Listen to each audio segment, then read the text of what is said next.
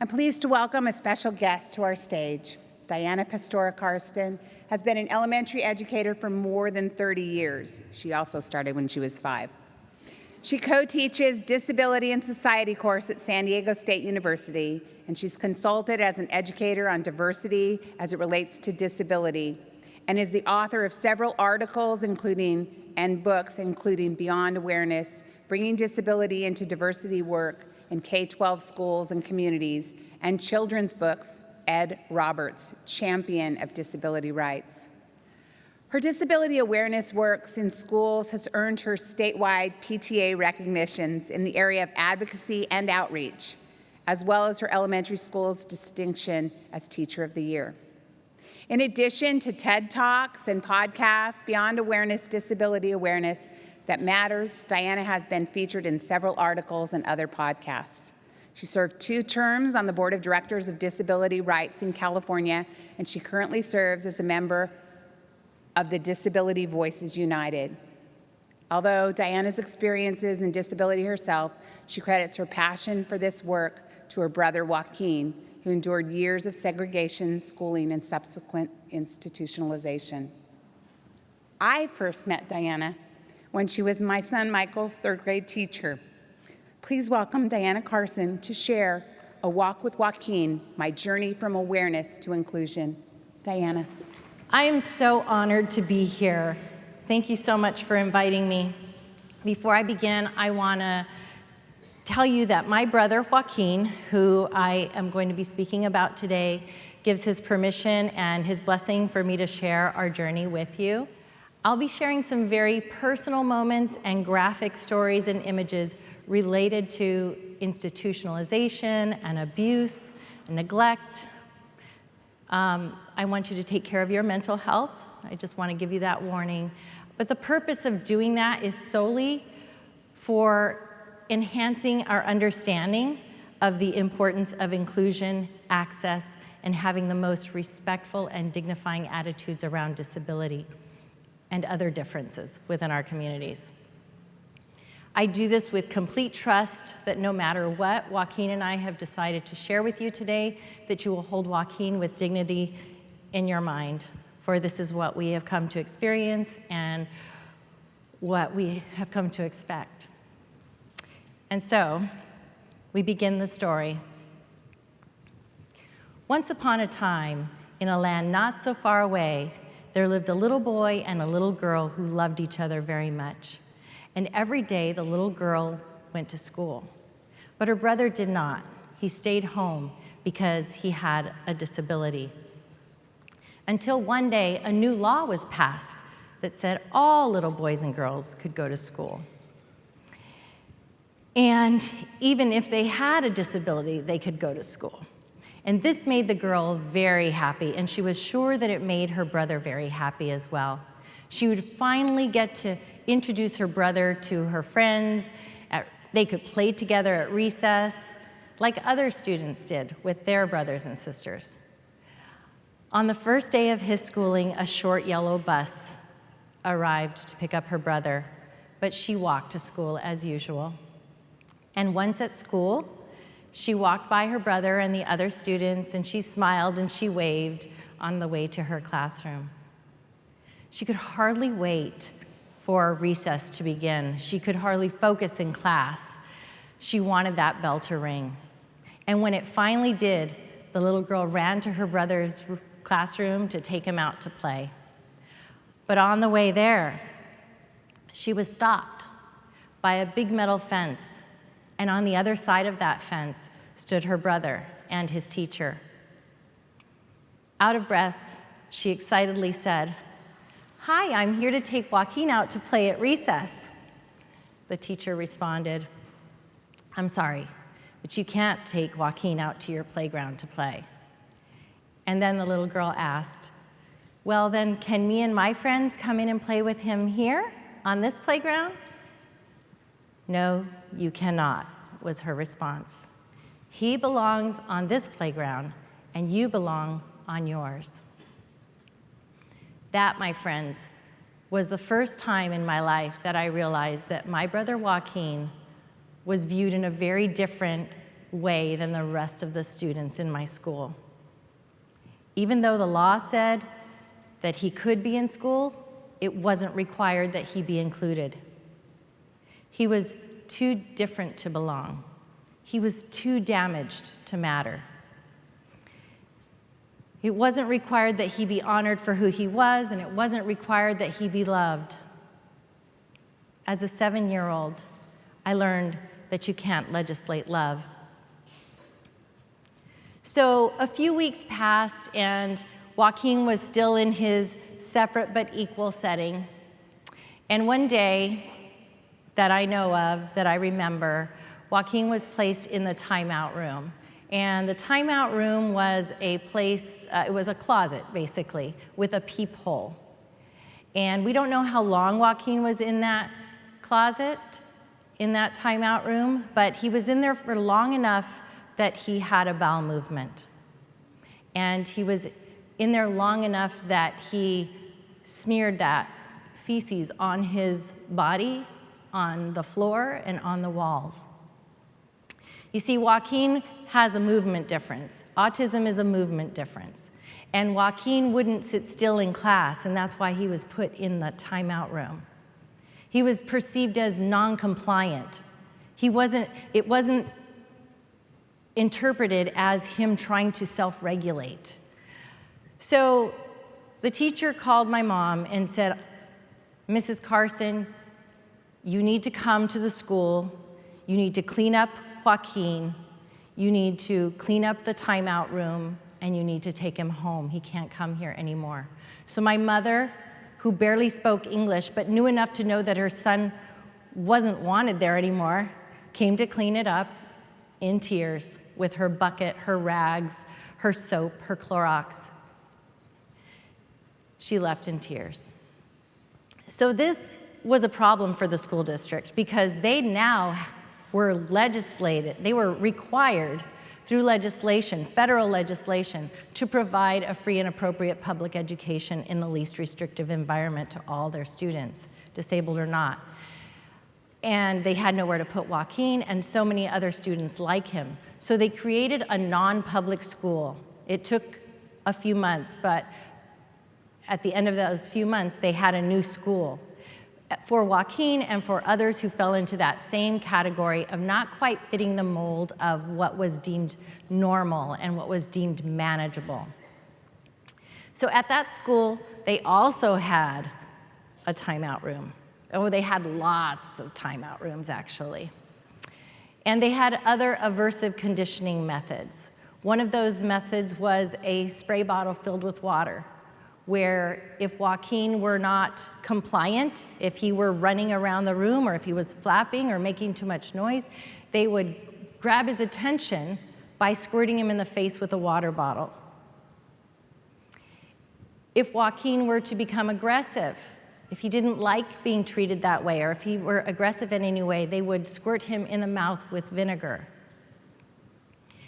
They also had another procedure that they used. It was called the head down procedure, where Joaquin was forced to sit on his bottom with his legs crossed and his hands behind his back and put his head touching his toes or touching the floor. And if he did not voluntarily do that, he was forced into that position. And if he wouldn't sustain that position when he was required to, they were happy to hold him down, restrain him. 1, 2, 3, 4, 5 people. Because by the time he needed 5 people to restrain him, Joaquin had been at that non-public school for 10 years. He was 6 feet tall, weighed 200 pounds, and they were no longer able to control this young man. Of course, control was the very essence of their being. Not to support, but to control him. And he was trying to communicate that he didn't like his life quality and that he wanted things to change, but his voice was not being honored all those years. My parents were told that if they didn't put Joaquin on psychotropic medications, he would be kicked out of school and there would be nowhere else for him to go. except a state hospital 2 hours away. And that fence on the right side of the screen, that big metal fence, is of the state hospital. To make a long story very short, my parents resisted for months until they couldn't resist any longer as the ultimatum became real. Joaquin began taking psychotropic medications that he was highly allergic to. And from that day began a series of unfortunate events that quickly spiraled into a day when I came home from my senior year of high school to find my brother naked, sweating on the floor, struggling to break free. My dad straddled over him, sweat and tears dripping down his face onto Joaquin, who he was holding down in order to prevent further damage to our home and to protect our mother, who was ill at the time and who was on the sofa crying, and to protect our siblings from Joaquin's out-of-control, drug-induced, aggressive state. My dad, my hero, I had never seen my daddy cry, you know. How many of you have a dad? You're so privileged to have a dad who you can call your hero. That was my dad. And when he said, "Diana, I need you to do something for me," I was all ears. "I need you to go into the garage and get a rope." I did what he said. My dad proceeded to tie Joaquin's hands and feet together so he could catch his breath and make a phone call to see if he could get help. He called the Joaquin social worker at the regional center, which is the agency that supports people with intellectual and developmental disabilities in the state of California. But the social worker wasn't available. So my dad talked with a parent ombudsman, a very sympathetic one, who cried with my father. He was a father of another autistic child. And he said, "Mr. Carson, I need to call Child Protective Services. You need to untie your son, and first thing in the morning, you must take him to the state hospital 2 hours away." And the next morning, our family drove to Fairview Developmental Center, where Joaquin spent a total of 15 years of his life.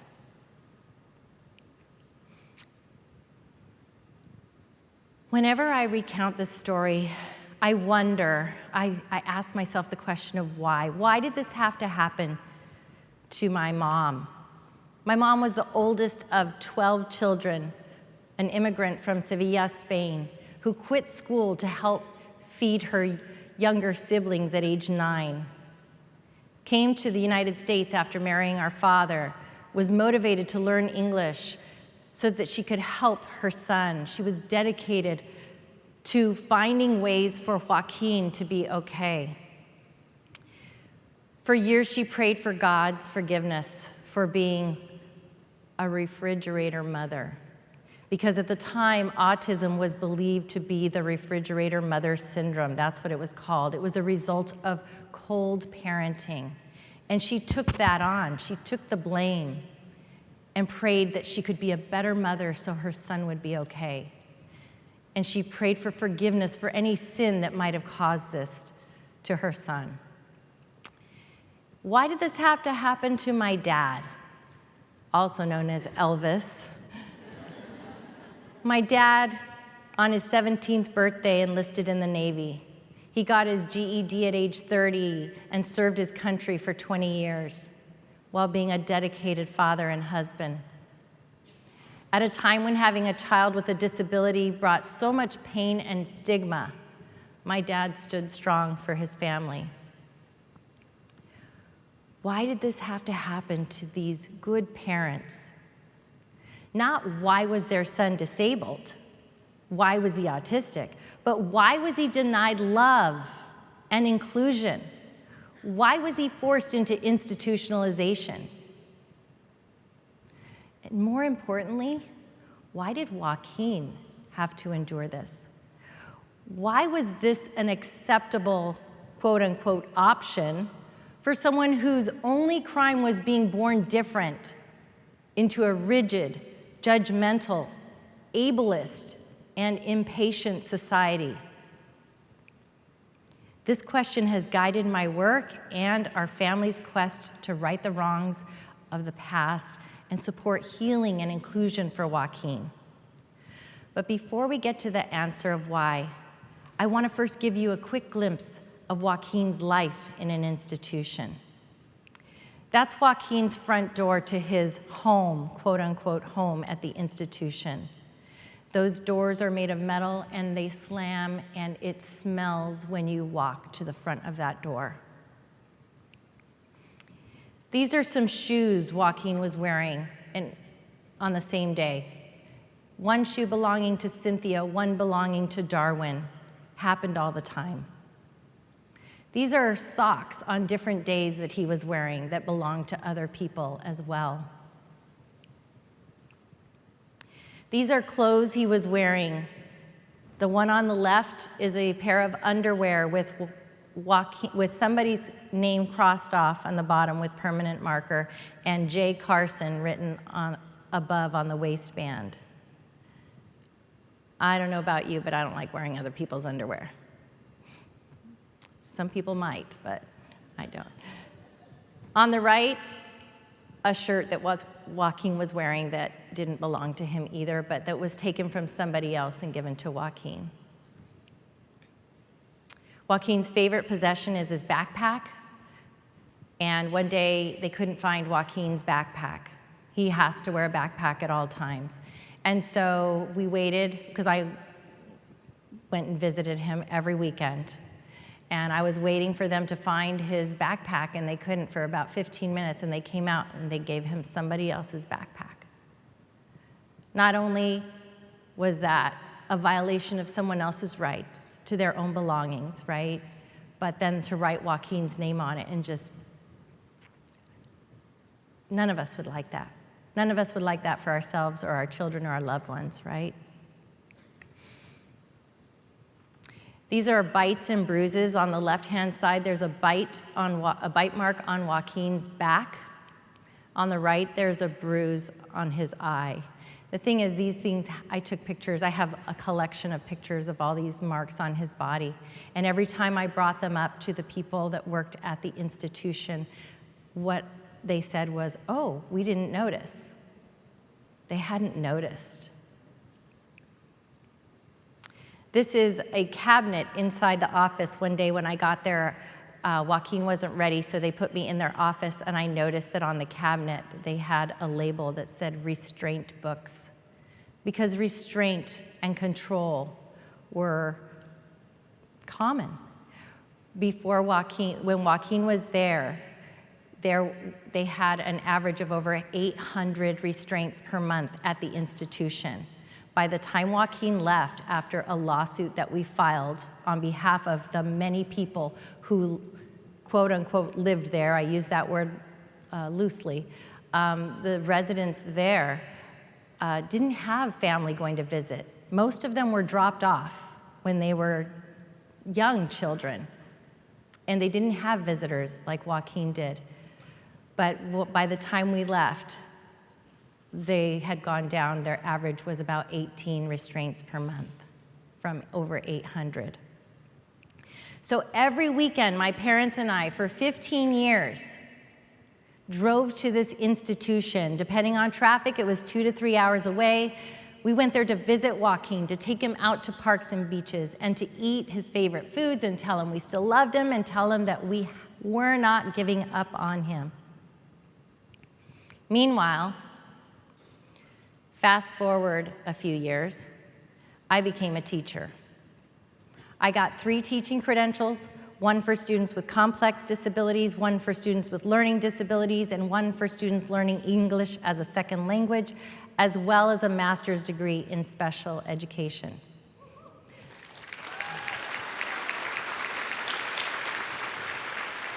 Thank you. I wanted to cover all the bases, apparently. But because of what I had experienced and witnessed on my journey with Joaquin, I was passionately committed to 2 things. The first thing was inclusion. Separate but equal as a default setting was not something I could support. And so as an educator, I've always sought out the kiddos that were at risk of being placed in separate special education classrooms simply based on their diagnosis. Although my principals always respected my commitment to inclusion and supported students with disabilities being placed in my classroom, the problem with my one-woman show was that it lacked district support.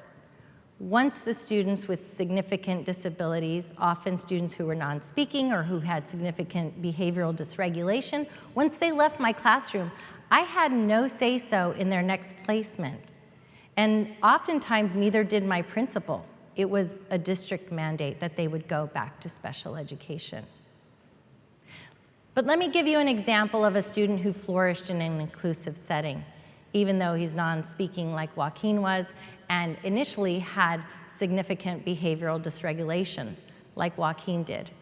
Here you see Alex with Mrs. Yegan, his one-on-one assistant as they taught an art lesson together.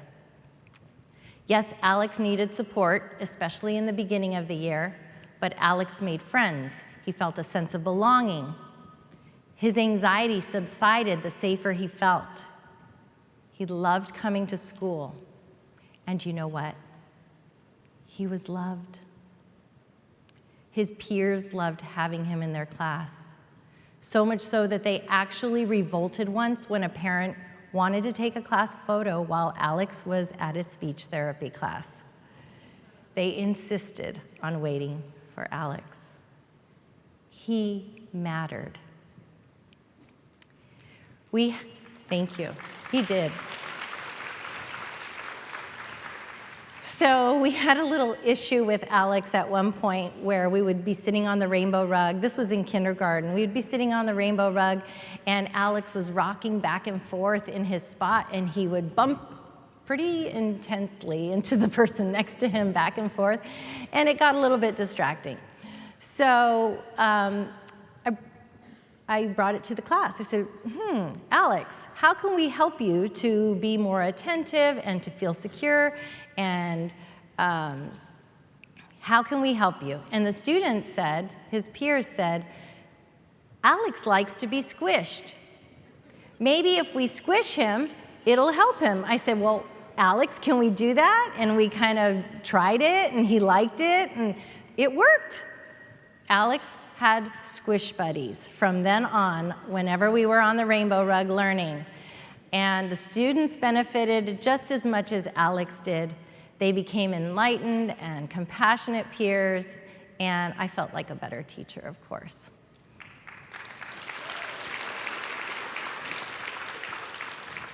How many of you know the story of the little red hen?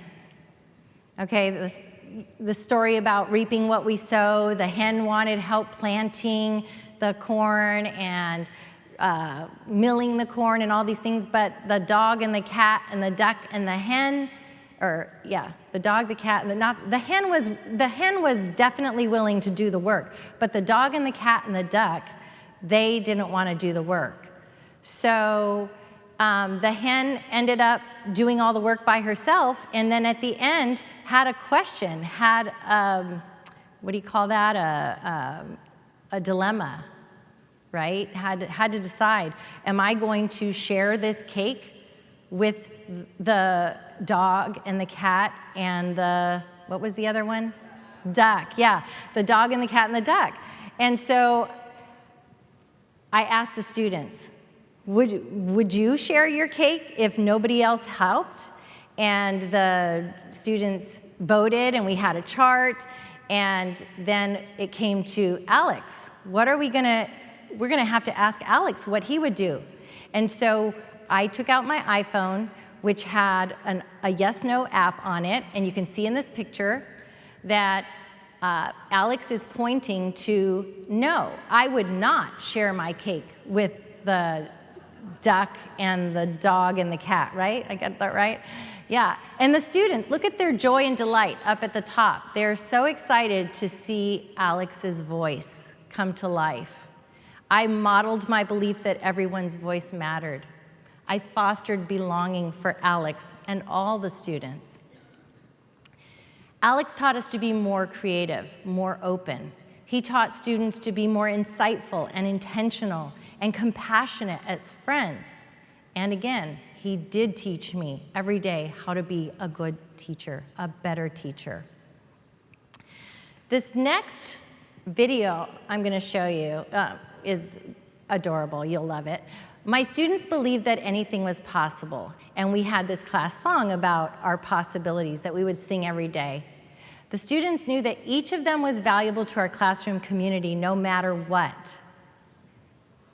Inclusion mattered for Alex, but it also mattered for his peers. And the beautiful side note is that when his classmates grow up to be the adults in our community, the police officers, the educators, the medical professionals, the business owners, the parents, they're going to remember the importance of inclusion and belonging. This video was taken on the last day of kindergarten, walking back from our trip to the park. And again, the students are singing our class song. I want you to notice Alex is towards the end of the line. You will see there's a woman in a pink blouse and jeans who's looking at him. That is his mom. She is proudly watching her son from afar with assurance that he's going to be okay and that he belonged. To a parent, isn't that what we all want? Isn't that priceless? So let's go ahead and play this video so you can see.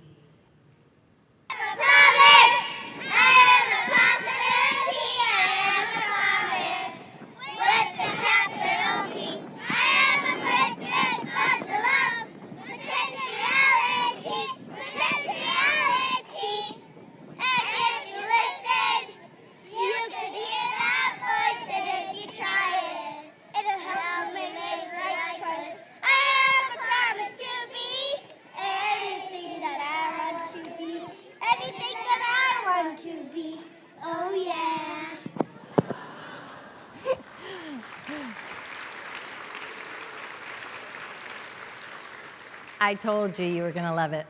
So I was committed to inclusion. The other thing I was committed to as an educator was disability awareness. I had learned so many different strategies and lessons from well-intentioned mentors who had gone before me. We did things like smearing glasses with Vaseline to see what it might be like to be blind, right? We used a wheelchair for a couple minutes to learn what it might feel like to be a wheelchair user. Essentially, we thought that simulations would teach empathy and would promote inclusion. But I soon found out that this was not actually the case. Outdated simulation activities that I thought would make the world a better place may have been engaging and may have warmed some hearts, but they did nothing to transform ableist mindsets. In fact, research shows that simulations can do more harm than good. So we were doing it all wrong. We just didn't know. Until, fast forward a few more years, and my three worlds collided. My world as a sibling advocate and my world as an elementary educator were powerfully introduced to another world, the world of teaching a college course. I was asked to teach a disability studies class at a local community college. I was willing and excited to teach it, but I wasn't sure I was exactly qualified. While I had a master's degree in special education and I knew a lot about disabilities, I did not know a lot about disability or the experience of being disabled. The experience of being disabled by one's society. So I thought it would be best to start doing some research. I began reading books by disabled authors about their life experiences. I began reading about disability history, which was never something I was taught in school, not even in college, not even in a special ed program. I started following disabled activists and authors on social media, learning about disability studies and disability rights and the disability justice movement. And what I learned turned my world upside down. I had an entirely new understanding of what disability is and how society has historically perpetuated fear, stigma, discrimination, you name it, around disability, and continues to do so, even in the wake of landmark legislation in the United States back in 1975. Suddenly, I had clarity about why Joaquin had been segregated and institutionalized. I had clarity about why I always had to advocate for and facilitate inclusion on my own in my school district. I had clarity about why students were oftentimes returned to separate settings once they left my classroom.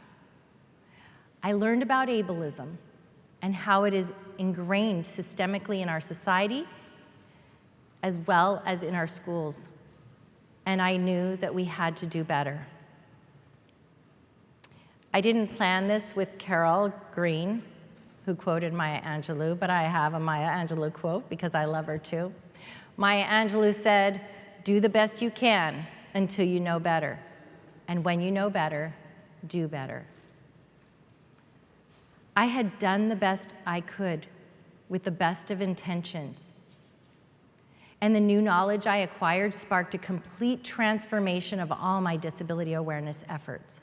No more simulations, no more non-disabled people talking to students about disability, no more inspirational speakers telling of how they overcame their disability, because I recognize now that they were overcoming something else. We needed to have hard conversations led by people with disabilities, not medical professionals or even special educators like me, but disabled advocates, activists, coming to share their personal stories while educating us about topics that can actually make a difference. Topics like ableism, access and inclusion, assistive technology that supports people's independence, disability history, disability rights, and the disability justice movement, and then how to speak respectfully about disability. We needed to take students and educators beyond simple awareness that disability exists, because we already knew that it existed, right? But we needed to take them beyond that awareness if we wanted to make a difference for future generations. I realized that the key takeaways of disability awareness should be: disability is a normal and natural part of the human experience. Disability is a valuable part of diversity. There's nothing wrong with a person's body or mind if they experience disability. People don't want to be objects of pity, and they don't want to serve as our inspiration solely based on their disability. People want access and inclusion. What is wrong is society's response to disability. In other words, when we begin to understand our role in disabling others, we can begin to create inclusive possibilities and empowerment for us all. So you might be wondering whether or not this new understanding translated into making a difference for Joaquin. Let me share the ending to our story. Our family went to court for 3 years, advocating for Joaquin to leave the institution and come back home. We worked tirelessly, fighting against a system that told us it couldn't be done, that he was a danger to himself and others, that we weren't capable of providing what he needed, and we were consistently fighting a system that would not support us in providing what he needed. We built Joaquin a home at the end of a country road in a rural setting, which was his preferred environment, on my property in San Diego County. The home is designed to meet his unique needs. Our goal was to give him his own space, dignity, a place where he felt like he belonged, and where he could heal, and where we could be a family again. After 3 years in court, we finally won our case. And Joaquin has been my next-door neighbor now for 11 years and counting. Yeah.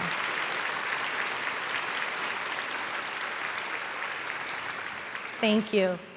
So during the time we were fighting, my mom wanted to keep Joaquin's spirits up, and she said, Joaquinito, when you come home, what do you want mommy to make you for dinner? And Joaquin said steak. We didn't know why he said steak. We were more of a chicken and rice kind of family, but Joaquin said steak. Joaquin speaks in metaphors often, and so we weren't sure if this was just a metaphor. But it turns out it was. Nonetheless, Joaquin came home. He got community inclusion. He got to maximize his potential. He's living a life that is self-determined now. He has life quality, and that's what we found out STAKE stands for. It stands for life quality. He did get a steak when he got home to eat. Sorry if you're vegetarian, but he did get that too. All right, so STAKE is enjoying quality relationships. Here we are making brownies together, sitting on his front porch. STAKE is time with mom and dad. He's having a mustache growing contest with dad that mom did not like very much, but nonetheless, there he is kissing mom, getting to hang out with mom. He couldn't do that from an institution 2 or 3 hours away, right? STAKE is when your Uncle Joaquin comes to visit your brother Joaquin, and your cousin Joaquin is sitting next to your brother Joaquin too. My Aunt Joaquina decided not to come along. True story. He couldn't have had time with his family coming all the way from Spain if he lived in an institution. You know, here he got to come over. Once there was too much Spanish in the air, he's like, I'm out of here, guys, I'm going home, right? And he could do it because he's living a life of quality in his own home, self-determined. STAKE is getting tender, loving care from people who care and who you trust. Here I am after teaching kindergartners one day. I came to his house, stopped in, it's right next door, and I went to see him. He had a headache. And I gave him a head massage. He was able to communicate that he had a headache, got some TLC. That's STAKE. I couldn't do that when he was 2 hours away. Receiving health care with comforts. Anytime he has to be hospitalized for a procedure or anything, we get to be there with him. We couldn't do that all the time when he was at the institution. Having the key to his own home in his hand the entire time he was in the hospital, because he knew he was going to get to go home. STAKE is comforting your mom when she needs you the most. And STAKE is being able to grieve with your family when your mom passes away. STAKE is getting to see her body the day that she passed away and being with her, not something he could have done 2 hours away. STAKE is celebrating your 50th birthday with family and friends who came to your house to celebrate. STAKE is neighbors and friends who stop in to see you. We call this Joaquin's harem here, these 3 women with him. He greatly enjoys their company. And then we've got JJ who comes to make repairs at the house and stops by. He actually even stopped by once and tattled on one of the staff that wasn't there for very long, but said, I don't like her. You guys got to get rid of her. He had people and, friends looking out for him. Did not have that at the institution. STAKE is having a community where you can go to a community barbecue and you can hang out with your nurse, your home health nurse, as she's drinking a beer. STAKE is enjoying life when your neighbor drives by on his tractor and says, hey, Joaquin, you want to go for a ride? And he's like, heck yes. STAKE is when this man who was supposedly a danger to himself and others is going for a walk with our neighbor's children because our neighbors trust him and they know that he won't put their child in danger. That's stake. Stake is getting to ride on your neighbor's Harley Davidson every Sunday. Stake is being self-determined, getting to make choices about when you get a blanket out of your closet, when you get to eat dinner, what time you're going to go to sleep, all these things that he wasn't able to do before, and so much more that we take for granted every day, right? Shopping. Now, if sister's shopping with him, I get to say, whoa, that's too much, put that one back, right? But when he's not with sister, he likes to go overboard. And he's okay, it's okay, he can do that as long as he has the money in his account. But that's stake. Lounging at a local cafe. How many of us love to do that? That's stake. Rejoicing in freedom of movement. Nobody is calling him non-compliant because he's moving all the time. Look at that face. And more freedom, riding his bike whenever he wants to, and choosing the perfect spot for the bike, even if it's right in front of the television. Stake is learning and teaching at San Diego State University whenever he is in control of himself and feels good and can go and be there with the class. Class of over 500 students, and he sits in the front row.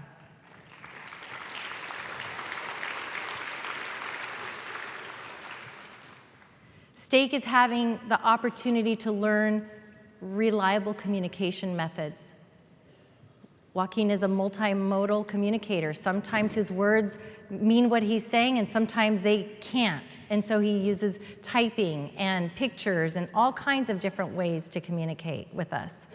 He didn't have that in an institution. He didn't even have that in his special education class or the special school. And now his voice matters. Stake is having a committed, well-trained, personalized team of people who are there for you to meet your needs. And they're called Team Joaquin, and you can see his logo, Stake is coming. So what changed about Joaquin? Nothing. We knew everything about Joaquin's diagnosis. His label did not change. In fact, he still has good days and bad days.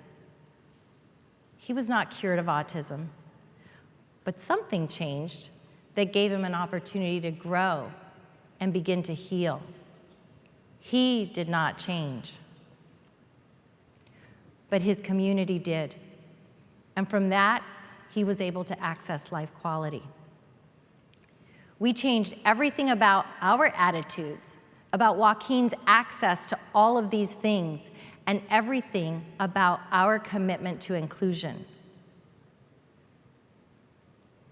We changed not only his environments, but we changed our minds. We changed our minds about who Joaquin was, what defined him, what he wanted, what he needed, and how he could have it. We saw Joaquin as perfect as he was, not broken. We saw our role as supporters, not controllers. We saw our relationship to Joaquin as equals, noting that his relationship, or his role, that his role in our lives was just important as our role in his. I'm going to say that one more time. His role in our lives was just as important as our role in his life. We began to value him, and our actions demonstrated to him how we esteemed him. Our goal was to make his potential a reality. Joaquin, at the time, was 42 years old, and he finally had people freaking committed to making his potential a reality. The National PTA's mission is to make every child's potential a reality. by engaging and empowering families and communities to advocate for all children. Oh my God, that's so good. Did you hear that? To make every child's potential a reality by engaging and empowering families and communities to advocate for all children. I love that. And so here you all are, engaged and empowered to advocate for all children. Joaquin and Alex represent all the children whose potential is being grossly limited and has yet to be realized due to outdated belief systems, structures, and supports, even after years of legislation and disability awareness programming. I know that you care about diversity, equity, and inclusion. I know that you care about belonging. I know these are important to the California State PTA. But so often, in DEI conversations, disability is left out, or it's included in a tokenistic manner. Disability is the largest minority group in the world when you consider mobility and physical disabilities, intellectual and developmental disabilities, mental health disabilities, and chronic illness, and so many more. And yet, we fail to include disability as part of diversity when discussing diversity. Meanwhile, neurodiverse and other disabled children's needs are routinely overlooked, and adults with disabilities continue to experience discrimination, exclusion in education, in housing, in healthcare, in employment, and every area that we consider to be factors of life quality. What I love about the California State PTA is that you always move beyond awareness of important topics that impact the potential of our children. You look at disparities that exist in education, issues facing our families and our schools, including economic access, health and nutrition, racism, teaching hard history, equity, guns, violence, safety, mental health, and children feeling safe and having a sense of belonging. You investigate and you educate yourselves. You create strategies and you advocate powerfully, as we heard Carol Green discussing in her report, in order to make a difference. What made a difference for Joaquin and Alex wasn't awareness of their disabilities. We already knew about their disabilities. What made a difference was evaluating ourselves and acknowledging our shortcomings and moving ahead with an unshakable commitment to full access, inclusion, and belonging. What made a difference within their communities, Joaquin's home community and Alex's learning community, was neighbors and peers and support people getting to know them as individuals in a deep and respectful way, and understanding that they actually contribute to our lives as much as we contribute to theirs. They actually contribute to our lives as much as we contribute to theirs. Look, I'm just one person. I'm one tiny speck on the globe who has one lived experience as a sibling and as an educator, and who is doing my best based on a newfound awareness of societal ignorance and apathy, including my own. And yes, I have made a positive difference for Joaquin and for Alex and for countless others, no doubt. But my power as a singular entity pales in comparison to yours. I am standing here humbled by all of you, the California State PTA. You are a powerful force. You are parents who love not only your own kids, but all children. That's sometimes really hard to do, loving kids that you didn't raise, right? But you do. You care about the future. You dedicate your time to volunteering for the betterment of humanity. You are extraordinary. Just take a minute to acknowledge in your heart what is possible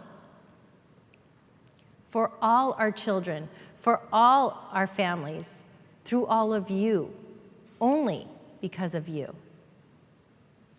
Just imagine the possibilities.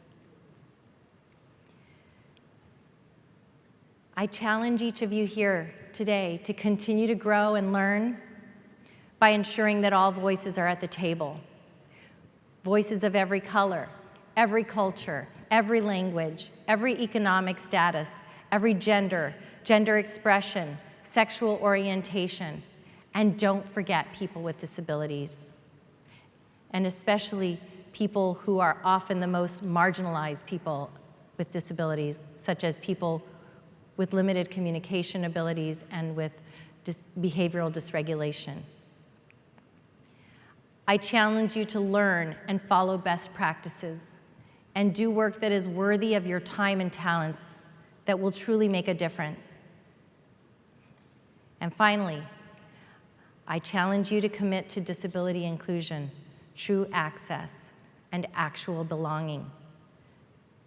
Because only when we believe that all means all will we make every child's potential a reality.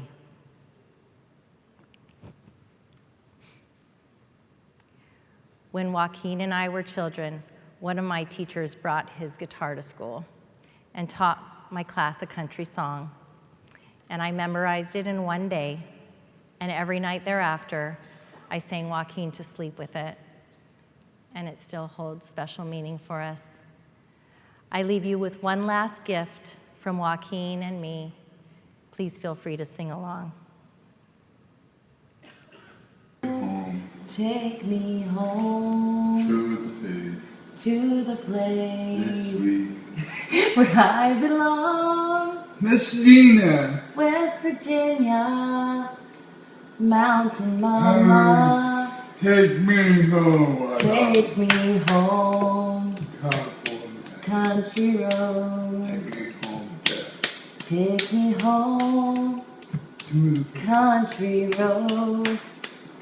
To the place Take me home, Dad. where I belong. Nice to do that. West Virginia, Mountain Mama. Take me home. Take me home. Country road. Country road. Country home. Take me home, Dad. Thank you so much.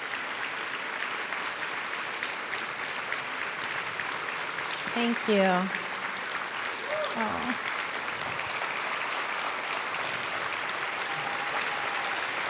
Somebody get a picture for Joaquin. Thank you so much.